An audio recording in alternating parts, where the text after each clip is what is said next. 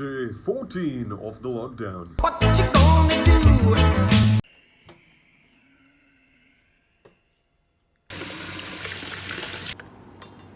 We can't escape our daily chores, isn't it, Bobby? But we also can't escape ourselves, Jared. अब आगे की सोच के करना क्या है? And that's where our story begins for today. Oh.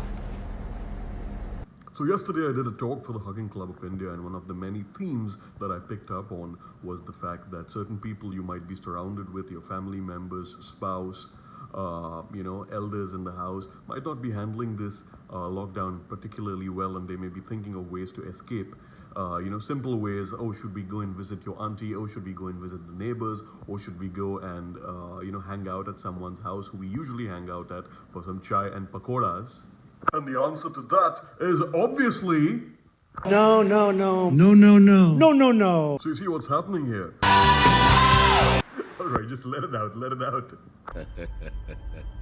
People are reaching a maximum threshold of hanging out with themselves or hanging out with their families, and that's because as a society, as individuals, we have not been conditioned, or we have not had the opportunity to really spend time with ourselves or enjoy our own company or deep dive into certain endeavors and pursuits that give us joy and that uniquely appeal to us, regardless of what other people around us feel about it. A lot of us in society, a lot of us in communities are, when we are really young, we are given a big dose on what we should be liking, who we should be meeting, what we should be eating, where we should be going, what we should be watching. So a lot of us don't really develop what I would say a very unique and subjective perspective on the world that doesn't necessarily, get cross-pollinated with the requests of other people. So we live our lives wanting to please these other people, wanting to alleviate their problems and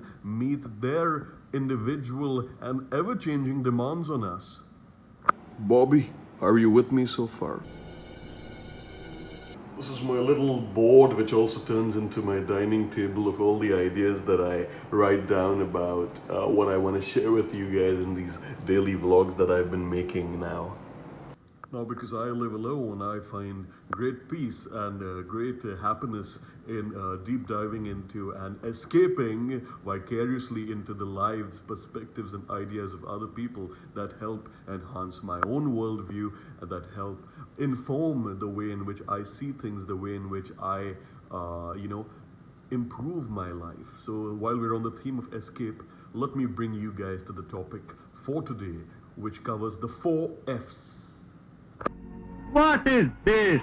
FOMO, family, friends, and fun. We'll deal with FOMO and friends first. Now, a lot of people are doing this. They're posting screenshots of their video conference calls with their friends, with their families, to show that they are connected and having a great time. And that is leading to a sense of FOMO. So there's a group of people who feel like, oh no, I don't have friends, or no one loves me, or no one has called me, or what do I do? And this is so lonely for me, and this is awful and terrible, and I am isolated, and who knows how long this is going to last. All these thoughts do occur, and they disturb. So here's a simple tip for you. Friendship is a two-way street. So if you feel you don't have friends, my question to you is, what have you done about it? For example, if you decide to eat something or you realize that you're running out of milk or bread, you can sit in a corner of your kitchen or your living room and say, oh no, all the eggs are finished. Oh no, I have no more bread. Or you can figure out a place that is selling these two commodities, put it in your fridge and consume it. Similarly, if you feel you don't have friends, what have you done about it? So I said this yesterday during my talk for the Hugging Club of India.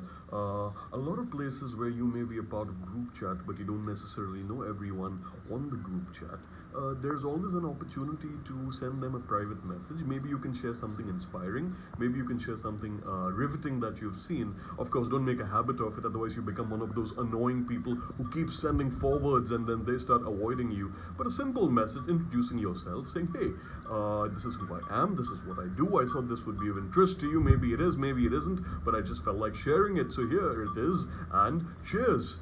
There is no shame in feeling lonely. There is no shame in experiencing FOMO, which is called fear of missing out. एक क्या हुआ कैसे हुआ कब हुआ.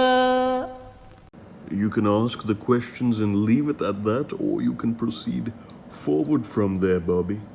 So even though you don't make friends in the usual way these days by going out or meeting some people at a public place or at a group event, what you can do is leverage all the virtual tools, become part of various WhatsApp groups, as annoying as they are, because everyone's talking about the coronavirus.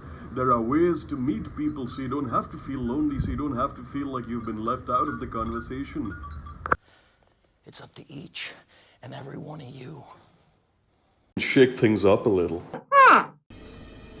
I got an idea. If you have a desire to speak or connect with people, take charge of that desire instead of sitting around complaining and feeling helpless. La la la la la. The next topic is family. Alright, so not all families are this picture perfect. Nonsense. Now, it's very complicated when you deal with your families because, as I always tell people, it's very often a big challenge for those of us who live with families. I don't, but for those of y'all who do, to establish any credibility in their eyes. Why is it so difficult to establish credibility in the eyes of your family? But that's because they have seen you growing up, make mistakes, make poor life decisions, be at your most vulnerable, do some really dumb things. So it's very difficult to establish credibility, which means that you're also not often optimally placed in a position to help alleviate their problems and their desires to better their own lives. So if you try to become and play shrink or counselor to your family, that usually doesn't end up well. So usually it's good to say something that you feel would help without trying to push it, without trying to get too naggy, or without trying to say, oh no, listen to me, I know what's good for you, I know you very well, and if you do this, you will feel so much better, and I know, and you don't know. So don't get into that zone, because then that makes you a very annoying person to live with or hang around. So I understand if your families are going through this period where they feel, oh no, we can't meet our friends, and this is a complete disruption of our schedule, but it's not your job to figure out how they can fill their schedule. It's their job. We're all adults here, so we're all ultimately responsible for our own well-being and development and for our own thinking processes. That's how it is. My last point is about the concept of fun. This is the fourth F in today's discussion. Now see, fun can mean many things to many people. What you like to do, maybe you're very outdoorsy and you would prefer nothing more than going for a trek right now. Or in Singapore, we used to go kayaking sometimes. People do the dragon boat. You can Google that if you want to. Now, because of the lockdown, a lot of us can't venture out and do what we usually do. So I think it's a great time to do things that we would usually not do. And what are these things? For me, it's reading books, catching up on all the TV series I haven't had the opportunity to catch up on, writing in my daily journal every day, cataloging my thoughts so that I can keep at pace with my emotions. For me, it also means trying to connect with old friends with whom I haven't had telephonic conversations. So my idea of fun varies based on my mood, and that's how it should be for you as well, because your mood and your desires will evolve based on how you are feeling, and there's nothing wrong in that. There's no shame in that.